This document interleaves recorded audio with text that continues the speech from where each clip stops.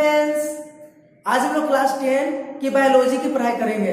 Biology में जो chapter 1 है जैव प्रक्रम, है ना, जैव प्रक्रम, इसका हम लोग आज पार्ट 2 पढ़ेंगे। पार्ट 1 में हम लोग जैव प्रक्रम, पोषण, पोषण के प्रकार, ये सब पढ़ लिए थे कि नहीं पढ़ लिए थे? पढ़े थे ना। आज हम लोग क्या पढ़ेंगे? प्रकाश संश्लेषण, जिसको बोलते हैं फोटोसिंथेसिस। तो पढ़ने से पहले आपको करना क्या? स्क्रीनशॉट ले लेना है। सबसे पहले आप क्या कीजिए, इसको स्क्रीनशॉट ले लीजिए। जल्दी से आप इसको स्क्रीनशॉट ले लीजिए, या फिर आपकी मर्जी, आप चाहो तो वीडियो को रोक करके लिख लेना। लेकिन ये लिखना बहुत जरूरी है, क्योंकि ये जो टॉपिक आपका आज का टॉपिक है बहुत ही खास है। टॉपिक तो खास है, प्रकाश संश्लेषण। इसमें देखिए बहुत सारा ऑब्जेक्टिव लिखा हुआ है, बहुत सारा जो है ऑब्जेक्टिव पॉइंट है। ये ऑब्जेक्टिव पॉइंट में वो बहुत क्या है आपके लिए जरूरी है, आपको जानना भी जरूरी है, और बोर्ड एग्जाम में ये पूछे भी जाते हैं। ठीक है, तो उम्मीद है कि आप स्क्रीनशॉट ले लिए होंगे। नहीं लिए होंगे तो एक सेकंड के लिए साइड हो गए, आप स्क्रीनशॉट ले लीजिए। ले लिए? चलिए हम वापस आते हैं। अब स्क्रीनशॉट जब ले लिए तो अब चलिए पढ़ाई शुरू करते हैं, है ना। बाद में आप इसको नोट कर लीजिएगा। पहले ही बताते हैं कि आपको इतना ना नोट्स हम लिखवा देंगे, इतना नोट्स आपको लिखवा देंगे चैप्टर बाय चैप्टर को, पार्ट बाय पार्ट करके, कि आपको कहीं भी ट्यूशन या कोचिंग करने की जरूरत नहीं पड़ेगा। और सबको हम यहाँ पर समझा भी देंगे। ऐसा नहीं कि सिर्फ लिखवा के छोड़ देंगे, सबको हम समझा भी देंगे। कैसे एग्जाम में पूछेगा वो भी बता देंगे। ठीक है, तो आज है प्रकाश संश्लेषण। तो पूछाएगा, कोई भी पूछेगा कि बताइए प्रकाश संश्लेषण है क्या? प्रकाश संश्लेषण जो प्रक्रिया है इसमें होता क्या है? ठीक है, तो प्रकाश संश्लेषण क्या है? तो लिखेंगे प्रकाश संश्लेषण क्या है? वह प्रक्रिया, वह प्रोसेस जिसमें हरे पेड़ पौधे वायुमंडल से कार्बन डाइऑक्साइड लेते हैं, जमीन से जल एवं खनिज लवण लेकर के सूर्य के प्रकाश की उपस्थिति में अपना भोजन तैयार करते हैं। यार वह इजी की लीजिए, वह प्रक्रिया जिसमें हरे पेड़ पौधे वायुमंडल से कार्बन डाइऑक्साइड लेकर, जमीन से जल एवं खनिज लवण लेकर सूर्य के प्रकाश की उपस्थिति में अपना भोजन तैयार करते हैं, उसको क्या बोलेंगे? प्रकाश संश्लेषण। या एक छोटा सा डिफिनेशन पूछे तो बोलिएगा कि जिस प्रक्रिया द्वारा पेड़ पौधे अपना भोजन तैयार करते हैं, जिस प्रक्रिया द्वारा पेड़ पौधे अपना भोजन तैयार करते हैं उसे क्या बोलेंगे? प्रकाश संश्लेषण। यार हुआ बहुत छोटा सा और अच्छा एग्जाम ये डिफिनेशन है, नहीं है? क्या बोलेंगे? बोलिए मेरे साथ, बोलिए। जिस प्रक्रिया द्वारा पेड़ पौधे अपना भोजन तैयार करते हैं उसी को बोलते हैं प्रकाश संश्लेषण। ठीक है, और प्रकाश संश्लेषण का रासायनिक समीकरण पूछा जाता है। ये आपका प्रकाश संश्लेषण का रासायनिक समीकरण है, इसको आपको याद कर लेना है। ठीक है, प्रकाश संश्लेषण का ये क्या है? रासायनिक समीकरण है, इसको याद कर लेना। याद क्या करना है? बहुत इजी ट्रिक है। क्या बोला गया कि ऑक्सीजन लेता है ना जी, तो ऑक्सीजन को सॉरी कार्बन डाइऑक्साइड लेता है ना, तो कार्बन डाइऑक्साइड को क्या लिखते हैं? CO2 लिखते हैं कि नहीं लिखते हैं? लेते हैं ना, कार्बन डाइऑक्साइड लेता है ना जी पेड़ पौधा, तो क्या हम लिखते हैं? केमिस्ट्री पढ़े होंगे ना, रसायन शास्त्र, उसमें क्या लिखते हैं? इसको CO2 क्या लिखते हैं? CO2। और जल लेता है जमीन से, जमीन से पेड़ पौधे क्या करता है? जल के द्वारा जल लेता है ना, तो जल को क्या लिखते हैं? H2O। जल का फॉर्मूला क्या होता है? H2O होता है कि नहीं होता है? अब दोनों को मिलाकर के क्या बनता है? ग्लूकोज, जो पेड़ पौधे का भोजन होता है। पेड़ पौधे का भोजन क्या होता है? ग्लूकोज। ठीक है, और उसके बाद ऑक्सीजन मुक्त होता है, ये होता है। अब इसको हमको ऐसे लिखेंगे तो गलत हो जाएगा, इसको हमको बैलेंस करना पड़ता है, संतुलित करना पड़ता है। और संतुलन करने के लिए, संतुलित करने के लिए केमिस्ट्री में लेसन 1 में केमिस्ट्री का जो पहला चैप्टर है रासायनिक अभिक्रिया, उसमें सिखाया गया है। और नहीं आप सीखे होंगे तो ठीक है, मेरा वाला वीडियो देख लीजिएगा, उसमें हम सिखा चुके हैं कि कैसे रासायनिक समीकरण को हम लोग क्या करते हैं? संतुलित करते हैं। देखिए संतुलित करना बहुत ईजी है। यहाँ देखिए C कितना है? 6 है ना। C कितना है? 6। और यहाँ पर C कितना है? 1 है। तो इसको 6 कर देंगे तो कैसे? यहाँ पर 6 लगाएंगे तब ना। तो ऑक्सीजन कितना हो गया? 6 दूना 12, 12 है 13। यहाँ ऑक्सीजन कितना है? 6 और ये 2 8, बराबर हो रहा है? नहीं रहा, छोड़िए ऑक्सीजन को। हाइड्रोजन देख लेते हैं। हाइड्रोजन यहाँ पर कितना है? 12। यहाँ हाइड्रोजन कितना है? 2। इसको बराबर करना तो कैसे करेंगे? यहाँ पर 6 लगाएंगे तो 6 दूना 12 हो जाएगा, हो गया। अब यहाँ पर देखिए ऑक्सीजन कितना हो गया? 6 दूना 12 और 6 18। यहाँ पर ऑक्सीजन 6, तो हम इसको यहाँ पर 6 कर देंगे तो 6 दूनी 12, 6 18 हो जाएगा। यही तो था इसका समीकरण। तो समीकरण इसका सबको याद हो जाएगा? नहीं जी है। अगर पूछेगा बताइए ग्लूकोज का फॉर्मूला क्या होता है? ग्लूकोज का रासायनिक सूत्र क्या होता है? तो ग्लूकोज का रासायनिक सूत्र ये आपको याद रख लेना है, ये बहुत खास ऑब्जेक्टिव है, एग्जाम में पूछा जा सकता है। हम पहले बताते हैं इसमें बहुत सारा ऑब्जेक्टिव है और बहुत सारा क्वेश्चन भी है, ठीक है। तो ग्लूकोज का रासायनिक सूत्र क्या होता है, C6H12O6, ठीक है, ये याद रखना आपको। अब अगला क्वेश्चन पूछता है प्रकाश संश्लेषण, याद हो गया, वह प्रक्रिया जिसके द्वारा पेड़ पौधे अपना भोजन तैयार करते हैं उसे क्या बोलेंगे, प्रकाश संश्लेषण।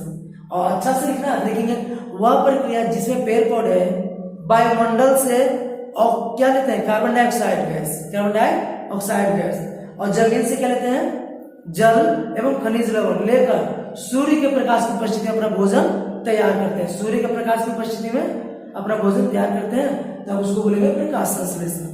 इसका रासायनिक समीकरण आपको याद रखना। अब अगला क्वेश्चन है कि प्रकाश संश्लेषण के लिए क्या क्या चीज का होना जरूरी है, प्रकाश संश्लेषण के लिए क्या क्या चीजों का होना जरूरी है, तो टोटल 4 चीजों का होना जरूरी है। कितने चीजों का, 4 चीजों का। कौन कौन, पहला है पर्णहरित या क्लोरोफिल, क्लोरोफिल को हिंदी में क्या बोलते हैं, पर्णहरित, याद हो गया। दूसरा है कार्बन डाइऑक्साइड गैस, क्या कार्बन डाइऑक्साइड गैस। तीसरा क्या है, जल है ना, और चौथा सूर्य का प्रकाश। मतलब ये 4 का होना जरूरी है। अगर ये आपको इक्वेशन याद हो जाएगा तो आप लिख दोगे, नहीं लिखोगे। अगर आपको ये इक्वेशन याद है, समीकरण याद है, तो कोई पूछेगा बताइए प्रकाश संश्लेषण के लिए किन किन पदार्थों का होना जरूरी है, आवश्यक है, तो क्या लिखेगा, प्रकाश संश्लेषण के लिए 4 चीजों का होना जरूरी है। कौन कौन, कार्बन डाइऑक्साइड गैस, जल, पर्णहरित जिसको क्लोरोफिल बोलते हैं, और सूर्य का प्रकाश। यही आप लिखा हुआ है ना, कोई गलत।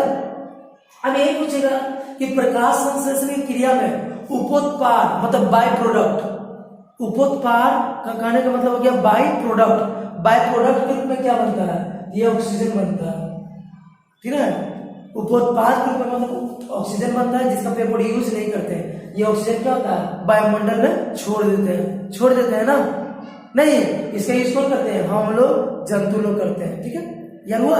तो बताइए प्रकाश संश्लेषण की प्रक्रिया में उपोत्पाद के रूप में क्या बनता है, ऑक्सीजन, याद हो गया ना, नहीं याद हुआ। अब आगे प्रकाश संश्लेषण की प्रक्रिया क्लोरोप्लास्ट होता है, ये भी पूछेगा कि बताइए प्रकाश संश्लेषण की प्रक्रिया कहाँ होता है, क्लोरोप्लास्ट में। अब क्लोरोप्लास्ट कहाँ होता है, पत्तियों में। तो कहाँ होगा प्रकाश संश्लेषण की प्रक्रिया, आप क्लोरोप्लास्ट में लिख सकते हो, पत्तियों में भी लिख सकते हो, कोई दिक्कत आया।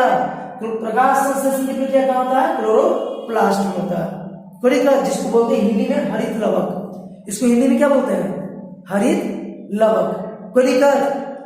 आगे देखिए क्या करा, इसके द्वारा जो बना ग्लूकोज है। अब प्रकाश संश्लेषण की क्रिया में क्या बना, ग्लूकोज, इसका पेड़ पौधे क्या करते हैं, यूज करते हैं, उपयोग करते हैं। जैसे आप अपने घर में खाना बनाते हो तो उसका उपयोग करते हो कि नहीं करते हो, करते हो ना जी, खाना बना है तो उसको खाते हैं हम लोग, उपयोग कर लेते हैं, अब बाकी जो बच जाता है उसको रख लेते हैं। तो उसी तरह से पेड़ पौधे भी करते हैं, पेड़ पौधे भी जो अपना भोजन तैयार करते हैं, ठीक है, जिसको बोलते हैं ग्लूकोज। पेड़ पौधे का भोजन क्या होता है, ग्लूकोज, उसको क्या करते हैं वो लोग यूज करते हैं। और यूज करने के बाद कुछ भोजन जब बच जाता है उसको अपने शरीर के विभिन्न भागों में क्या करते हैं, वो जमा करते हैं। किस रूप में, ये पूछता है क्वेश्चन, स्टार्च के रूप में। किस रूप में, स्टार्च के रूप में आया।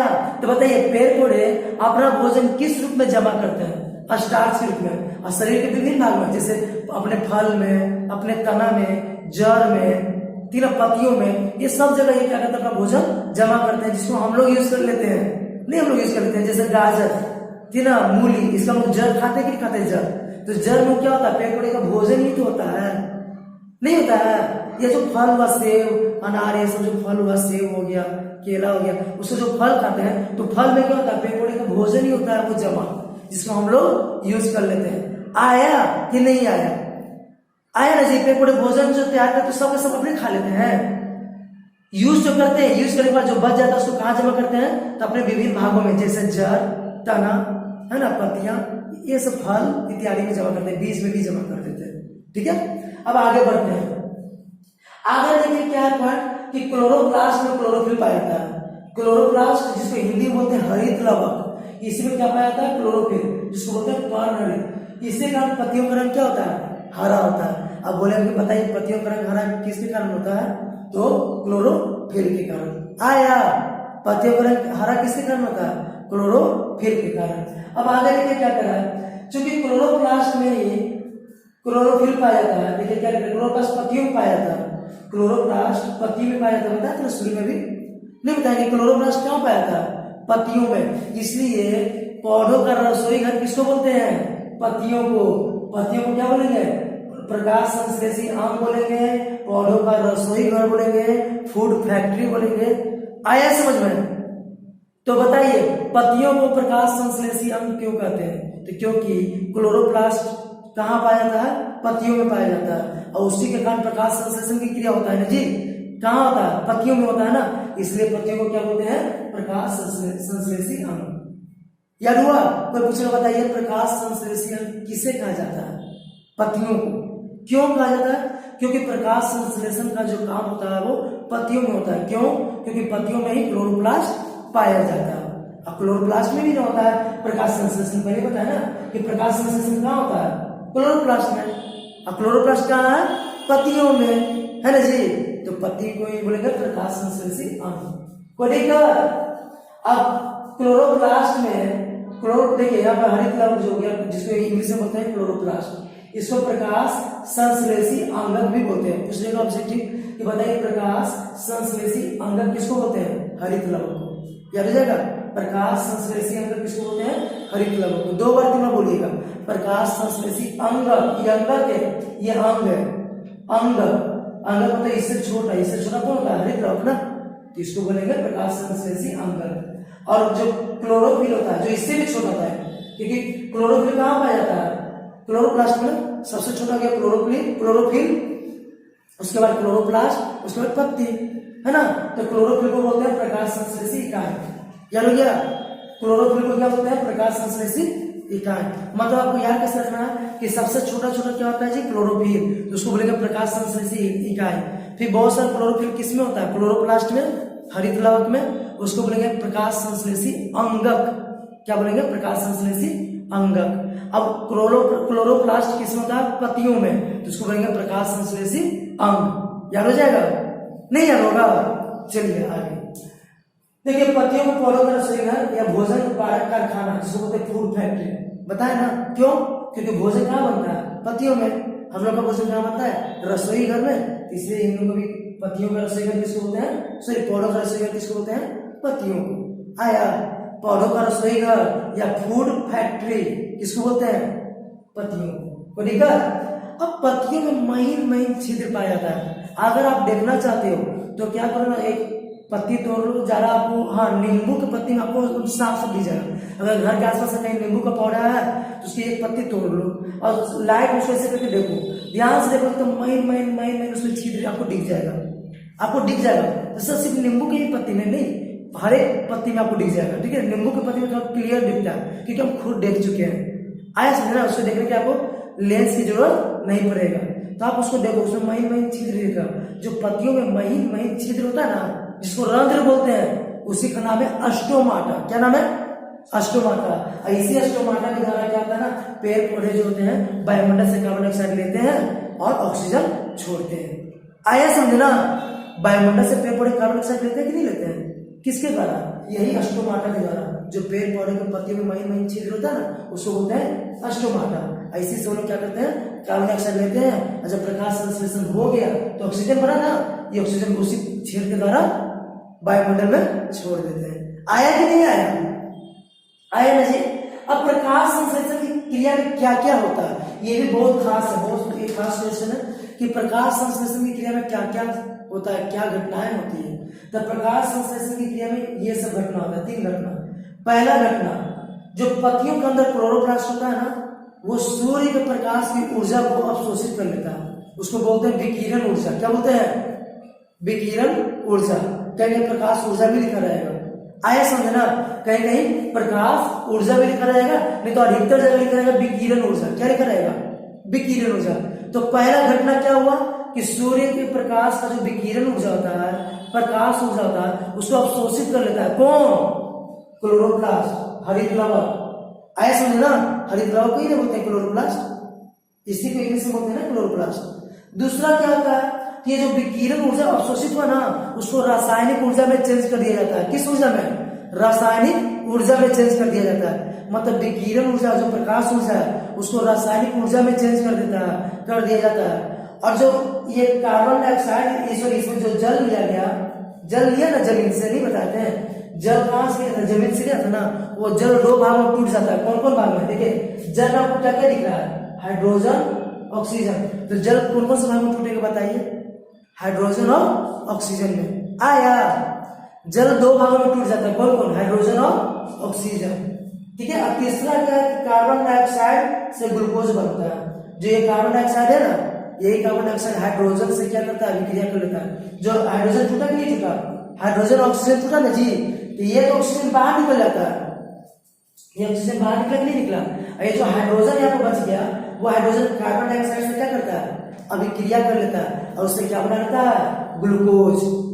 समझ में आया? तो क्या क्या हम लोग पढ़े? प्रकाश संश्लेषण क्या था? वह प्रक्रिया जिसके द्वारा पेड़ पौधे अपना भोजन तैयार करते हैं उसको बोलते हैं प्रकाश संश्लेषण। इसलिए चार चीजें को होना जरूरी है। कौन कौन? तो परमाणु जिसको बोलते हैं क्लोरोफिल, कार्बन डाइऑक्साइड गैस, जल, सूर्य का प्रकाश। नहीं, इसका रासायनिक समीकरण याद रख लीजिएगा। इसके उत्पाद में क्या बनता है? ऑक्सीजन बनता है। ये कहाँ होता है प्रकाश संश्लेषण की क्रिया? क्लोरोप्लास्ट में। क्लोरोप्लास्ट कहाँ पाया जाता है? पत्तियों में, है ना। ये सब जो ऑब्जेक्टिव वो आप क्या करोगे? याद कर लोगे। अब ये जो है क्वेश्चन कि प्रकाश संश्लेषण की क्रिया में क्या क्या होता है, तो ध्यान से फिर से पहला काम होता है सूर्य के प्रकाश की ऊर्जा को क्या करना? अवशोषित करना। सूर्य के प्रकाश की जो ऊर्जा होता है ना, प्रकाश ऊर्जा बोलो या विकिरण ऊर्जा, उसको अवशोषित करना कौन करता है? हरित लवक, क्लोरोप्लास्ट। दूसरा काम क्या? तो दूसरा काम क्या है? तो ये जो विकिरण ऊर्जा हुआ, जो प्रकाश ऊर्जा हुआ, वो रासायनिक ऊर्जा में क्या होता है? चेंज हो जाता है। किस ऊर्जा में? रासायनिक ऊर्जा में चेंज हो जाता है। और ये जो जल है ना, ये जल ये दो भागों में टूट जाता है, हाइड्रोजन और ऑक्सीजन। तीसरा में क्या होता है? तो ऑक्सीजन तो मुक्त हो जाता है, हाइड्रोजन जो होता है कार्बन डाइऑक्साइड से क्रिया करके क्या बना लेता है? ग्लूकोज। क्या बना लेता है? ग्लूकोज। तो ये था आपका प्रकाश संश्लेषण। अब इसको मिटाते हैं, मिटा के फिर आगे का जो टॉपिक है उस प्रकाश संश्लेषण में कुछ और बात बच गया बताते हैं और उसके बाद का टॉपिक लेकर आते हैं। तो फ्रेंड्स अभी हम लोग क्या पढ़े? प्रकाश संश्लेषण पढ़े ना, प्रकाश संश्लेषण की प्रक्रिया पढ़े, उसका रासायनिक समीकरण पढ़ लिए, उसके लिए क्या क्या कच्ची सामग्री चाहिए वो हम लोग पढ़ लिए, पढ़े ना।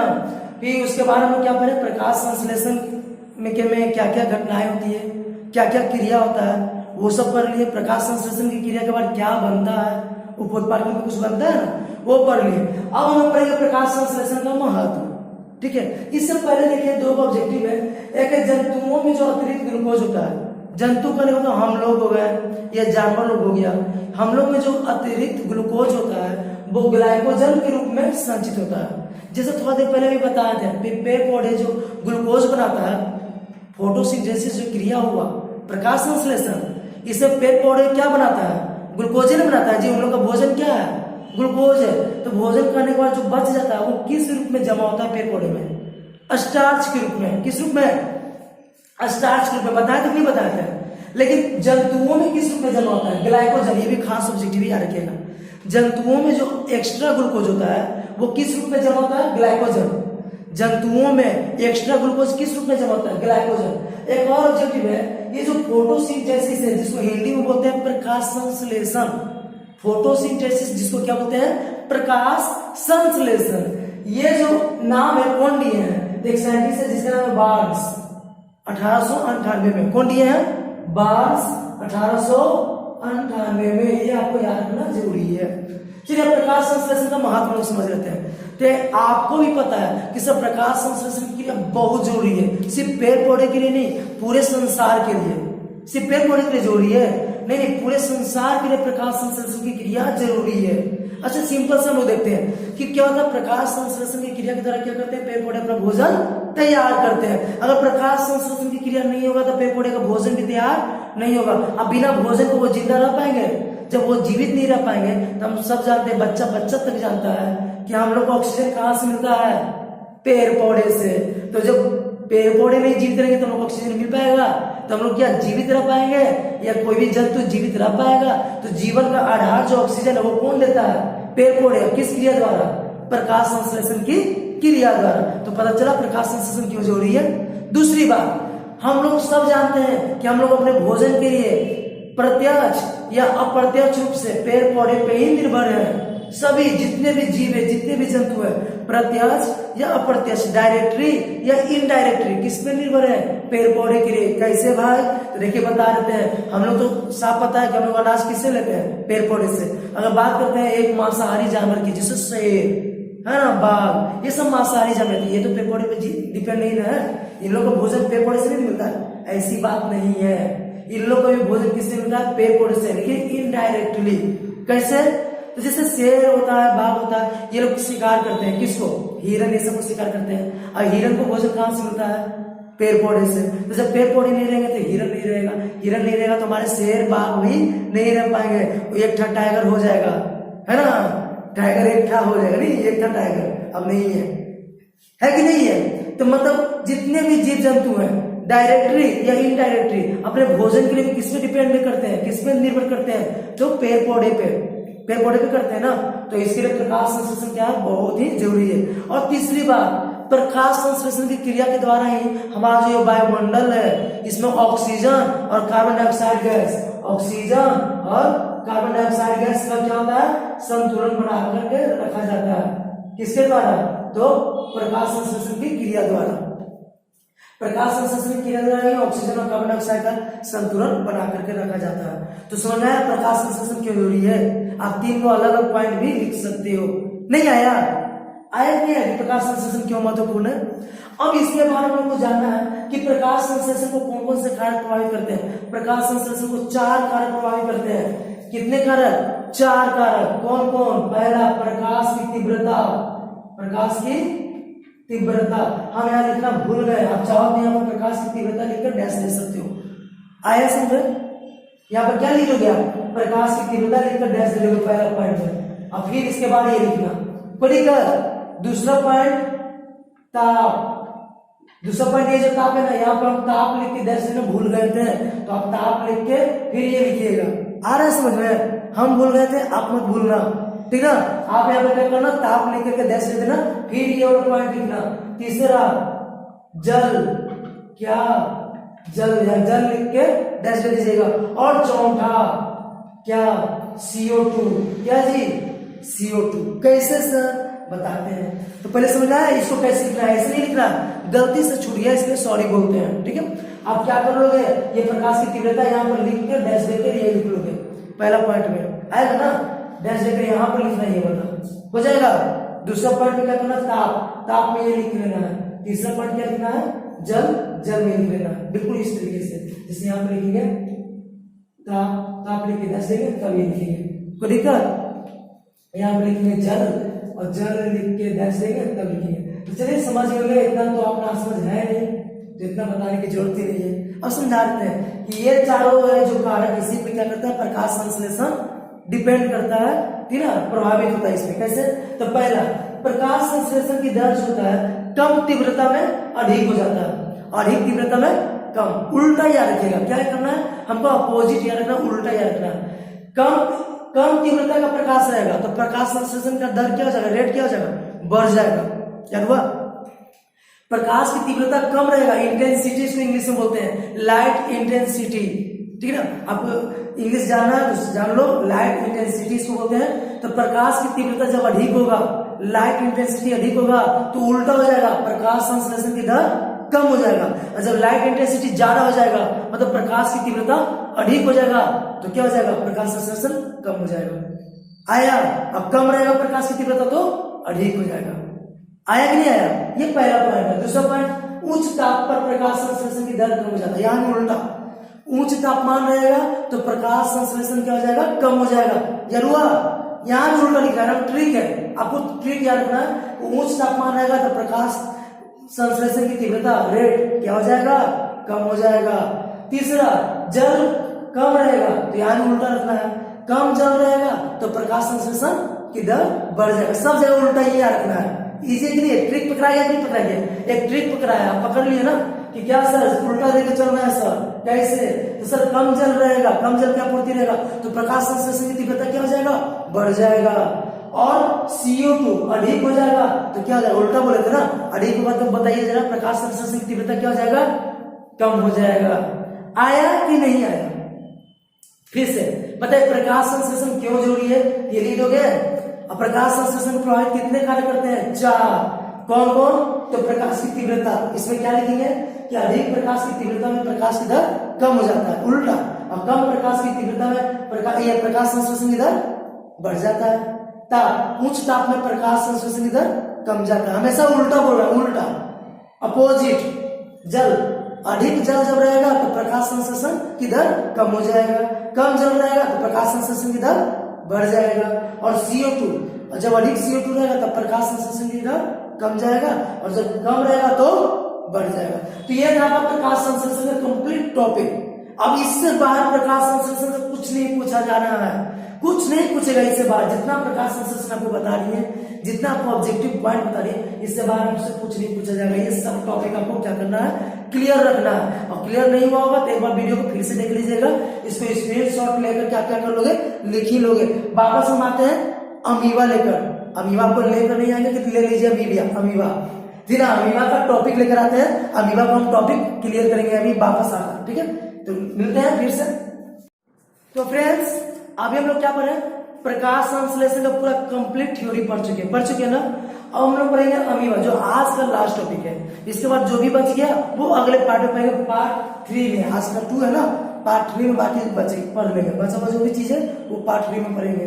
तो आज का एक और टॉपिक है जो है उसका नाम है अमीबा पोस्टर। सबसे पहले फिर से इसको स्क्रीनशॉट ले लीजिए, सबसे पहले इसका पिक्स ले लीजिए, स्क्रीनशॉट ले लीजिए, ताकि आपको लिखने के काम आएगा। पहले ही बोले थे कि आपको हर एक टॉपिक हम नोट्स बना के देंगे। नोट्स बन गया है ना, अब बहुत ही इजी लैंग्वेज है, सिंपल लैंग्वेज में नोट्स रहेगा, जिसको आप पढ़ते ही याद कर लोगे। आए समझे ना। चलिए स्क्रीनशॉट ले लिए हैं, अब आए वापस, चलिए आगे।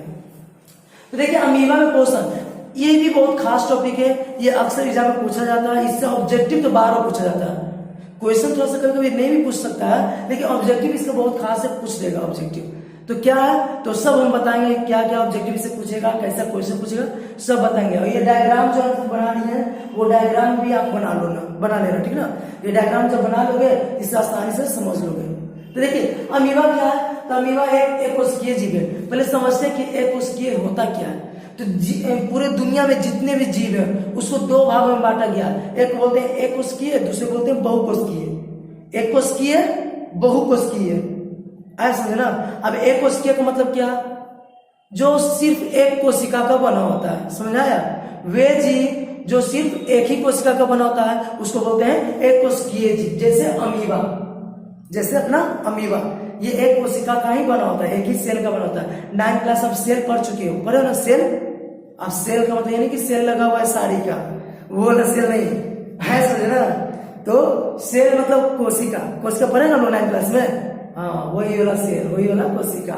सेल का बहुत सारा मतलब निकलता है ना। ऐसा भी नहीं कि सेल में 5 कैडी है, वो भी सेल होता है, तो वो नियम को पढ़ना है।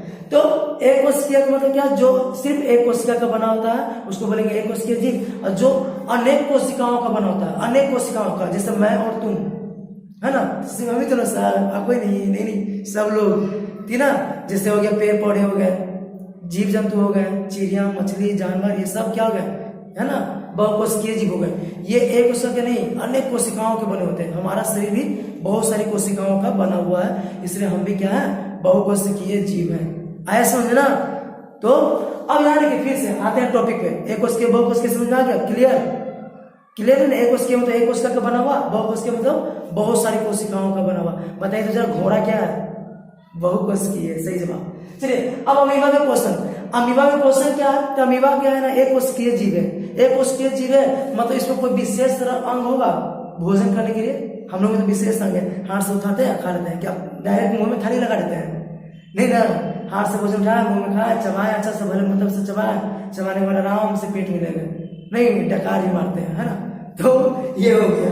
तो हम लोग में बहुत सारे विशेष अंग बना हुआ है ना भोजन करने के लिए। अंग बना हुआ है कि नहीं बना हुआ, विशेष अंग थी ना। हम लोग में क्या गाय घोड़ा में भी अंग बना हुआ है, नहीं बना हुआ है।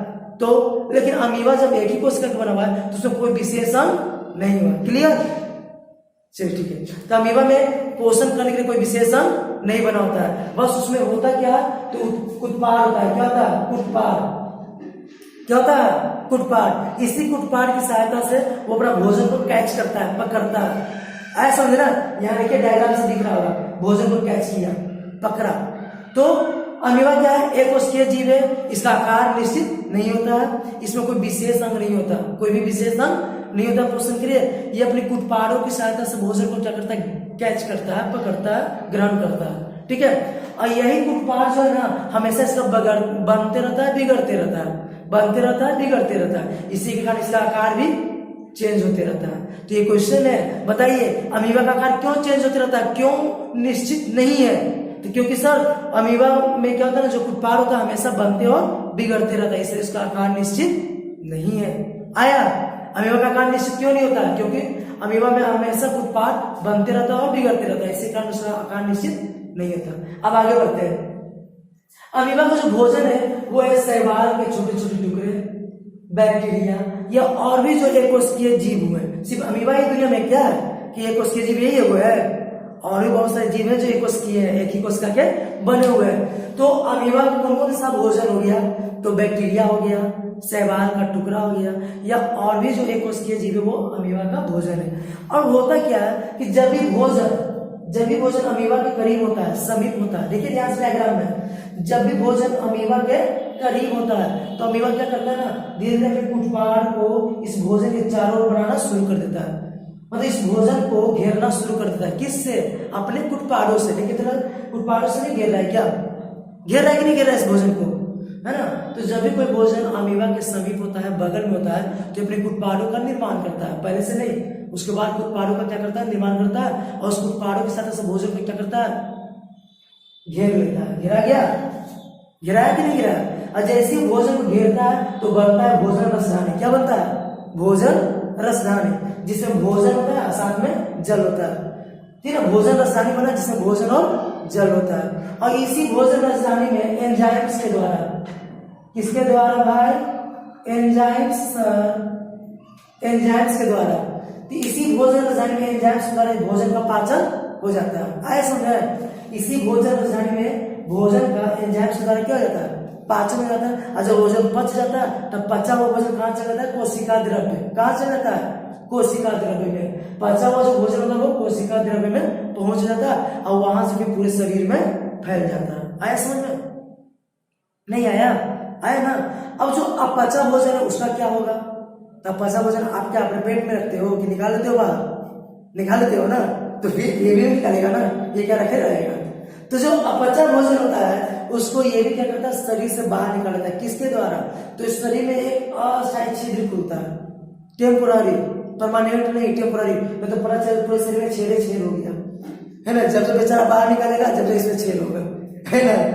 तो टेम्पोररी, ठीक है, परमानेंट नहीं, टेम्पोररी, थोड़े से समय के लिए इसमें क्या होता है, एक छिद्र खुलता है और उसी छिद्र के द्वारा जो अपचा भोजन है वो शरीर से बाहर निकल जाता है। जैसे ही शरीर से बाहर निकल गया तो छेद क्या हो जाएगा, फिर बंद हो जाएगा। आया कि नहीं आया? ये था अमीबा में पोषण, ठीक है। तो अच्छा टॉपिक था ना। बताइए कैसे हुआ अमीबा पोषण? तो फिर से वो बताते हैं। अमीबा एक एकोष्ठीय जीव है, मतलब एक कोशिका का बना हुआ है, इसका आकार निश्चित नहीं होता, इसमें कोई विशेष अंग भी नहीं होता। ये कुटपाड़ों की सहायता से भोजन को क्या करता है, पकड़ता है, कैच करता है ना। तो भोजन को कैच करता है, ठीक है। और इसका भोजन कौन कौन है भाई? एक बात और, इसका आकार क्यों चेंज होते रहता है? क्योंकि कुटपाड़ इसमें हमेशा बनते रहता है और बिगड़ते रहता है, इसलिए इसका आकार चेंज होते रहता है। इसका ड्राइंग बनाना सबसे इजी है, आंख बंद करके जैसे मन हुआ वैसे ऐसे कर दीजिए, ऐसे कर दीजिए, ये अमीबा बन गया। क्या है? नहीं, सबसे इजी ड्राइंग है। नहीं, इससे सब बच्चा 100 में 100 नंबर लाएगा। मस्त ड्राइंग बनाया नहीं, चलिए ठीक है। तो अमीबा का आकार निश्चित होता ही नहीं था, जैसे मन वैसे बना लो, अमीबा का आकार हो गया। निश्चित नहीं होता। क्यों नहीं होता भाई? क्योंकि सर कुटपाड़ हमेशा बनते रहते हैं, बिगड़ते रहते हैं, इसी कारण इसका आकार निश्चित नहीं होता है। अब इसका भोजन क्या क्या है? तो शैवाल के छोटे छोटे टुकड़े, बैक्टीरिया और भी एकोष्ठीय जीव जो है वो इसका भोजन है। और जब भी भोजन इसके करीब होता है तो ये अपना कुटपाड़ बनाता है। क्या बनाता है? कुटपाड़। यही कुटपाड़ क्या करता है, उस भोजन को धीरे धीरे घेर लेता है। जब जैसे भोजन को घेरा तब भोजन रसधानी बन गया। भोजन रसधानी, भोजन और जल दोनों होता है। यही पर एंजाइम्स के द्वारा भोजन का क्या हो जाता है, पाचन। भोजन जब पच गया तब पचा भोजन कहाँ चल गया, कोशिका द्रव्य में, और कोशिका द्रव्य से पूरे शरीर में ये फैल गया। जो अपचा भोजन है वो शरीर में कहीं एक टेम्पोररी, बोले ना अस्थायी मतलब थोड़े से समय के लिए एक छिद्र खुलता है और छिद्र से अपचा भोजन बाहर निकल जाता है। तो इस प्रकार अमीबा में पोषण हो जाता है। ये था आज की टॉपिक पार्ट 2। अगले पार्ट 3 में लेकर आएंगे मनुष्य का आहार नार, मनुष्य का पाचन तंत्र और भी उससे रिलेटेड बहुत सारा जो ऑब्जेक्टिव पॉइंट है, कुछ खास टॉपिक है छोटा छोटा, वो सब लेके आएंगे। फिर से मिलते हैं अगले पार्ट में, पार्ट 3। आज कितना ही, थैंक यू, जय हिंद।